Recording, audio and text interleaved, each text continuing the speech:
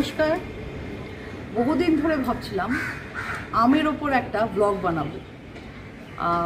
আপনারা অনেকেই যারা সোহম বুটিকে এসেছেন, সোহম বুটিকে যারা চেনেন তারা জানেন যে আমার বুটিকের একটা অ্যাট্রাকশান, সেটা হচ্ছে আমার গাছের আম। মানে যারা একবার খেয়েছে তারা ভুলতে পারে না। বারবার এই আমের সময় জিজ্ঞেস করে, কৃষ্ণা আম হয়েছে তো, তোমার আমি বছর পাবো তো, এরকম ব্যাপার। তো সেই জন্য আমি ভাবলাম যে আমের ওপর একটা ব্লগ বানাবো, যেটা আপনাদের ভালো লাগবে। আম গাছে ধরে থাকা অনেকেই দেখতে পাই, কিন্তু গাছ থেকে আম পাড়া ও হাতে করে পাড়া, খুব বড় একটা দুর্দান্ত টুসি আছে আমার বাড়িতে, বিশাল বড় লম্বা। সেই টুসি দিয়ে আম পাড়া, আমগুলোকে কীভাবে পাকানো হয়, তারপরে সেই আমগুলো নিয়ে কী করা হয়, সব কিছু দেখাবো। পুরো ভিডিওটা দেখবেন, এনজয় করবেন ডেফিনেটলি।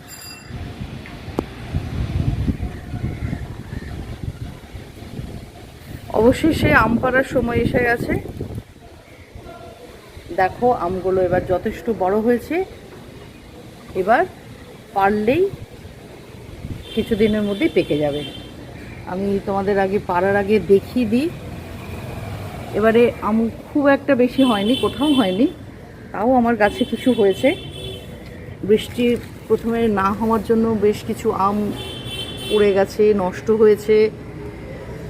এই দেখো, আমি খুব ক্লোজলি ভিডিওটা করার চেষ্টা করছি। তোমাদের গাছে আম দেখতে কীরকম লাগে একবার দেখো। মানে হাতে করে, হাত বাড়ালেই পারা যাবে এরকম ব্যাপার। অন্যান্য বার অবশ্য আমি হাতে করেই অনেক আম পারি, তো এবছর অতটা কাছে নেই। এই দেখো, জাস্ট দেখো, ওয়াও, ও। আর এই আমটা খেতে যে কি অসাধারণ, যে খেয়েছে সে জানে। অনেককে খাইয়েছি আমি এই আম।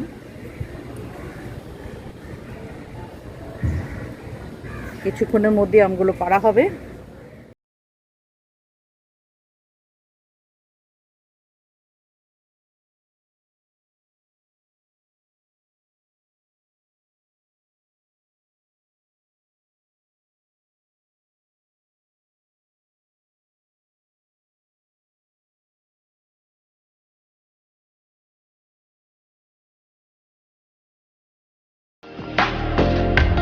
এই যে এখানে আবার একটা ছোট টুসি বানানোর চেষ্টা চলছে।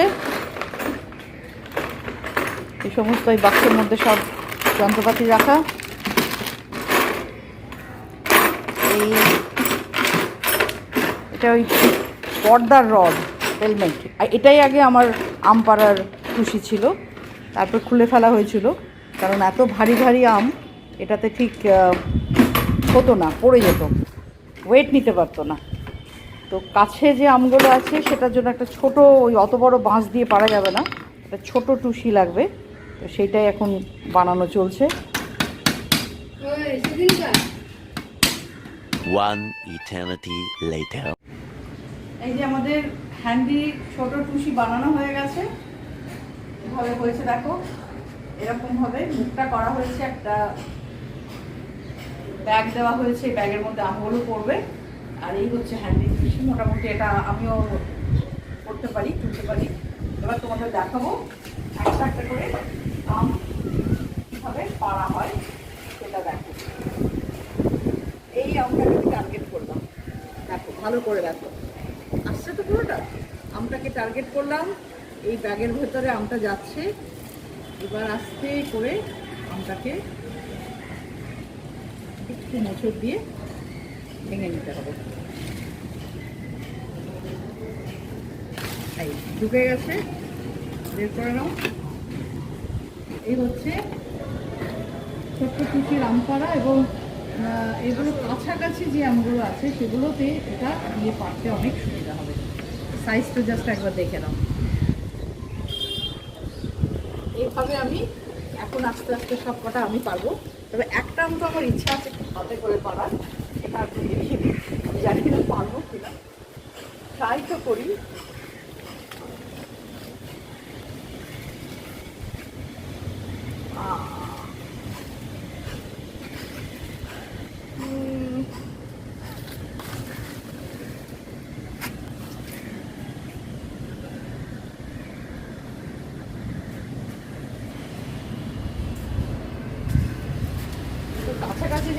এইভাবে হাতেই পারা যায়।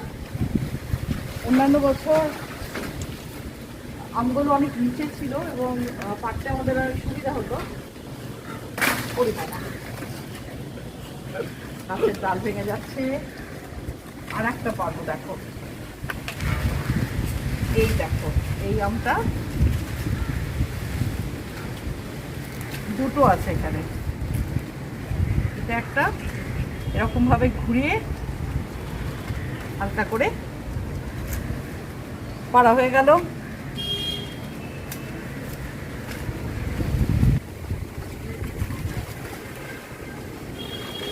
দেখো হাতে করে পেরে ফেলেছি, কিন্তু ওই যে আরেকটা, আর কোথায় আছে ওই যে বলো? ওই যে এইটা রাইট।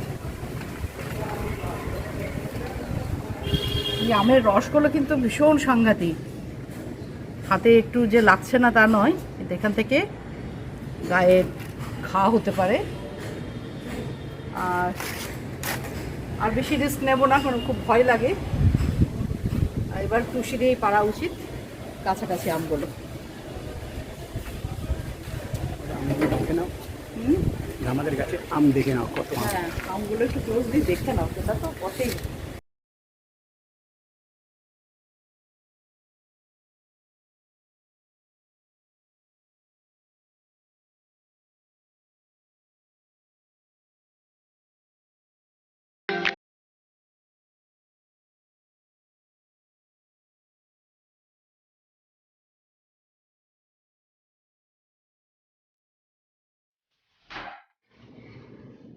দুটো এসছে, এক একটা 700-800 গ্রাম হবে। এসো। তোমরা হয়তো সবাই ভাবছো যে সোহম বুটিকের ওনারের হাতে কত সময়, কিন্তু বিশ্বাস করবে না, এটা যে কি অসাধারণ একটা নেশার জিনিস যে আমি বলে বোঝাতে পারবো না।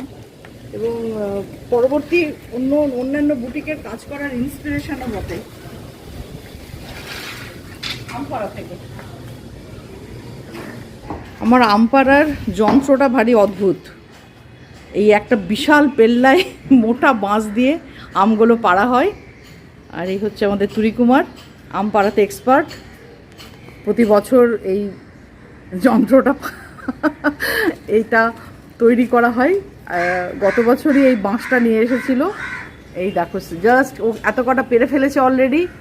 এই যে দেখাচ্ছে জোড়া আম পেরেছে, জাস্ট দেখো জোড়া আম পেরেছে। এবং এগুলো পাকা অবস্থায় যে কি অসাধারণ সেটা যে খেয়েছে তারা জানে। এত আম অলরেডি পাড়া হয়ে গেছে, মানে একসাথে এত কটা পেরেছো? ওরে বাবা রে, 7টা আম পেরেছে একসাথে। আর এই এত বড় বাঁশ, এটা বিশাল ভারী, এই বাঁশটা বিশাল ভারী।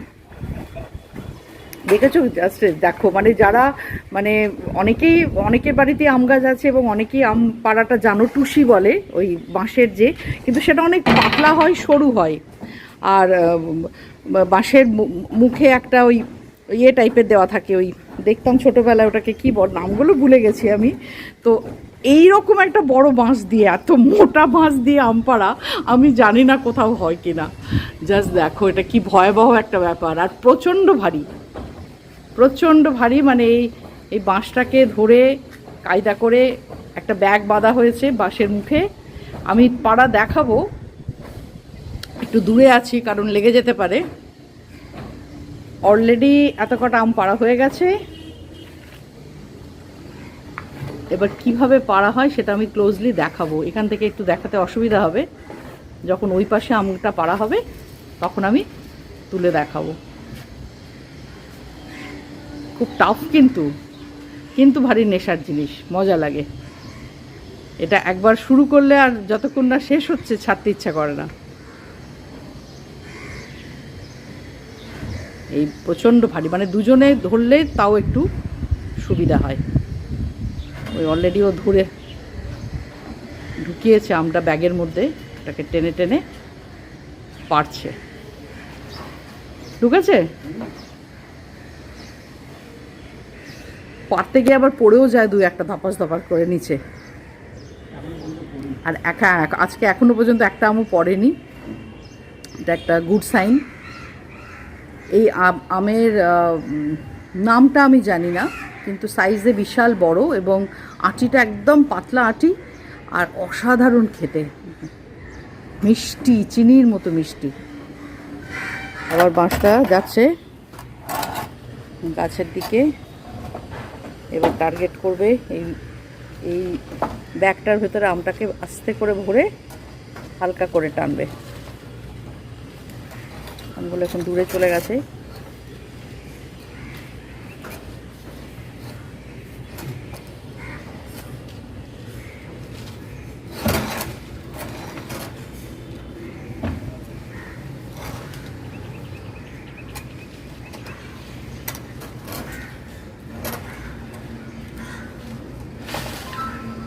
পাড়া হলো একটা।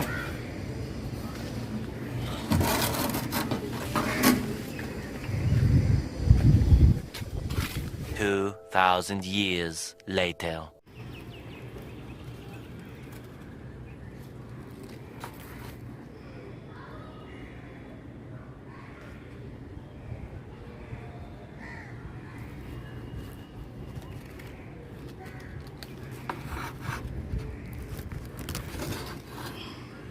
এই আমের গায়ে যে এই যে রসগুলো না, আঠাগুলো ভীষণ ডেঞ্জারাস। এটাতে কিন্তু ঘা হয়ে যায়, আঠাগুলো খুব সাবধানে ধরতে হয় আমটা। আর আছে? আর নেই বোধহয়, আর নেই, 3টে পেরেছিলে। গাছে এখনো প্রচুর আম থেকে গেছে, তাই পাড়া চলছে, চিরুনি তল্লাশি, খুঁজে খুঁজে খুঁজে খুঁজে। আমি ক্লোজলি দেখাই, এই যে ঢোকানো হচ্ছে, এই ঢুকে গেছে। এবার ধরে টান, আস্তে করে, না একটু নিচু নিচু করে টানতে হবে।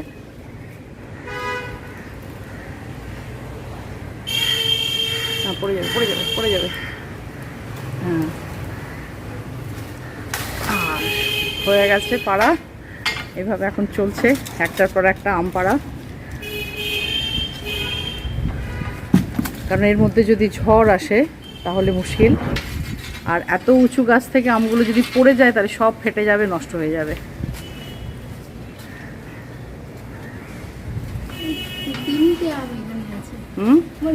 এখানে উঠে পারতে ইচ্ছা করছে। হ্যাঁ, ওখানে উঠে পারতে ইচ্ছা করছে। পারতে গত বছর এইখানে কাছাকাছি হয়েছিল সব আমগুলো, এই ডালে। আমি ছাদ থেকে পারতাম। এবছরেরটা একটু দূরে, একটা রিস্ক না ছাদের ওপরে।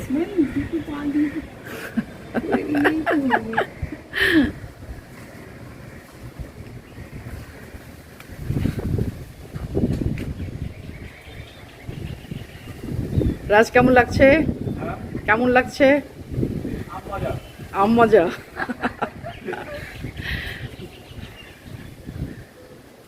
নেশা কি নাম পাড়াটা? হ্যাঁ, একটা পাড়ার পরে মনে হচ্ছে না আর একটা পারি।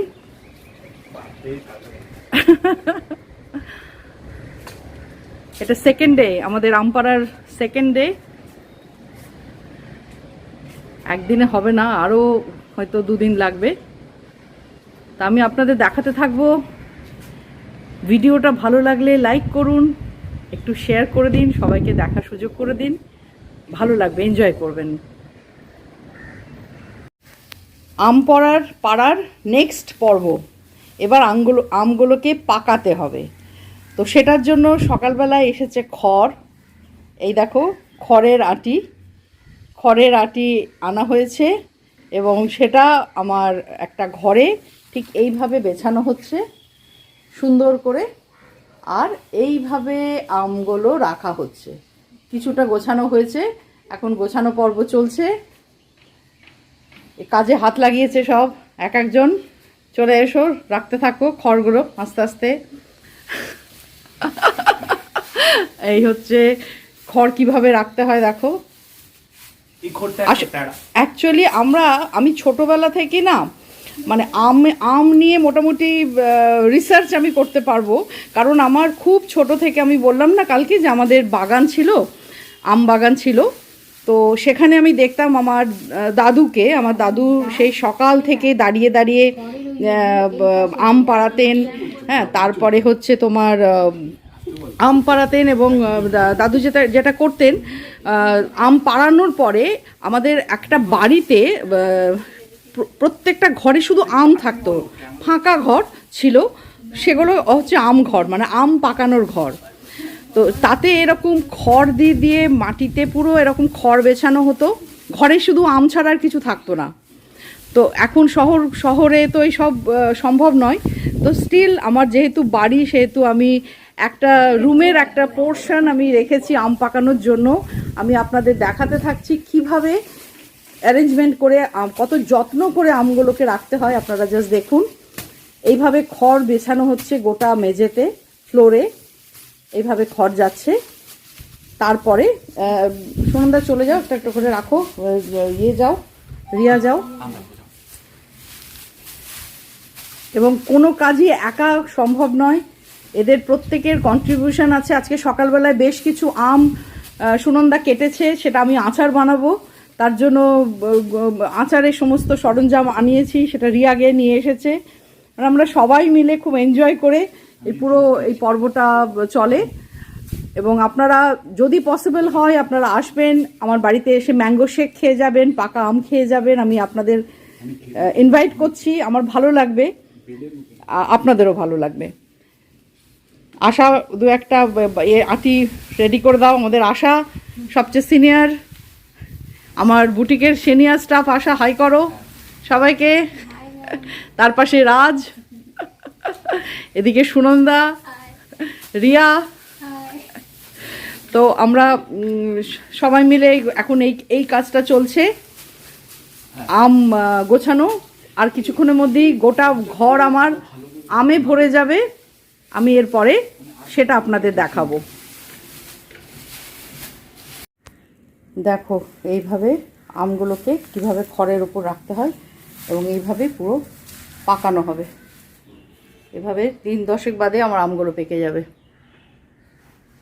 এই হচ্ছে, গাছে এখনও প্রচুর আম আছে। আমি দুদিনের জন্য বাইরে যাচ্ছি, ফিরে এসে আবার বাদবাকিগুলো পাড়া হবে। ততদিনে আশা করি কিছু হলেও আম পেকে যাবে। এই একটা সাইজ আমি জাস্ট ক্লোজলি দেখাচ্ছি, জাস্ট দেখো সাইজ দেখো।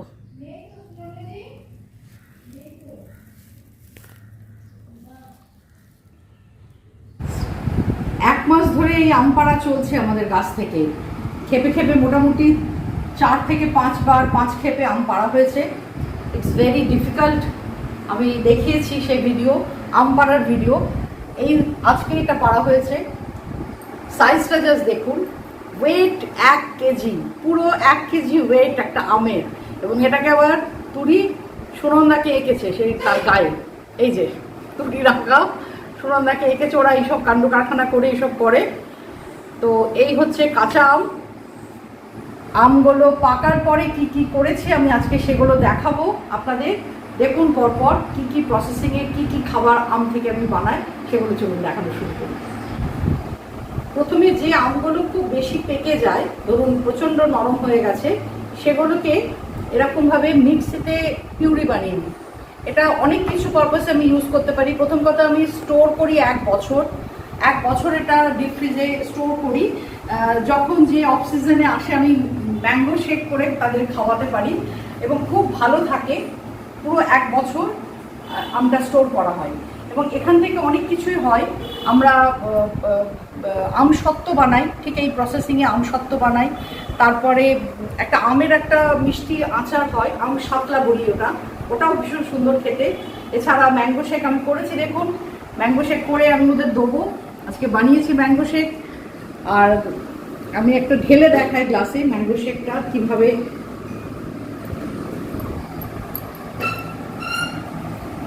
এই হচ্ছে আমার ম্যাঙ্গো শেক। এখানে এই থাকলো ম্যাঙ্গো শেক, পুরো হোমমেড ম্যাঙ্গো শেক এবং অসাধারণ এর স্বাদ, গন্ধ দুটোই একদম অরিজিনাল, কোনো কিছু দেওয়ার নেই, অসাধারণ খেতে।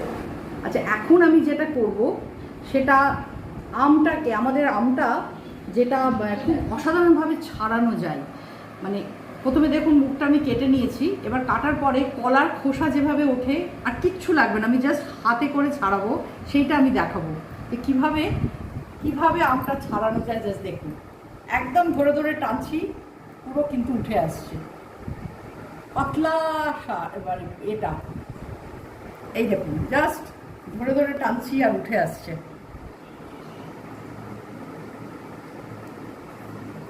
রংটা দেখেছেন? আমার অনেক দিনের ইচ্ছে ছিল যে আমার এই আমটা কিভাবে কি করি না করি আপনাদের সব কিছু দেখাবো। এবং আমি কিন্তু শুধু যে দেখাচ্ছি তা নয়, এই সময় আমার বাড়িতে যারা যারা এসেছেন প্রচুর মানুষকে আমি আম খাইয়েছি।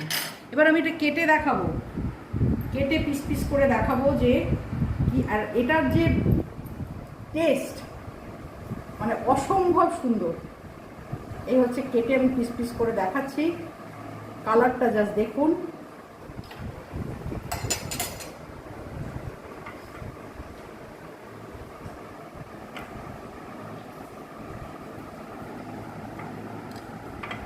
এই অ্যালফান্সোকে হার মানাবে, এর স্বাদ যে একবার খেয়েছে সে সারা জীবন মনে রাখবে, এটুকু আমি বলতে পারি। মানুষ এত অ্যালফান্সো অ্যালফান্সো করে লাফায়, তো এই যে কি অসাধারণ টেস্ট, কি বলবো আমি। এই হচ্ছে রংটা, জাস্ট দেখুন। এই যে এবার আম কাটা হয়ে গেছে, আম কেটে ম্যাঙ্গো শেক বানিয়েছি, এবার আমি ওদের খেতে দেবো আজকে। তো তোমরা খাও, খেয়ে বলো। ধরো সুনন্দা, এই নাও ম্যাঙ্গো শেক।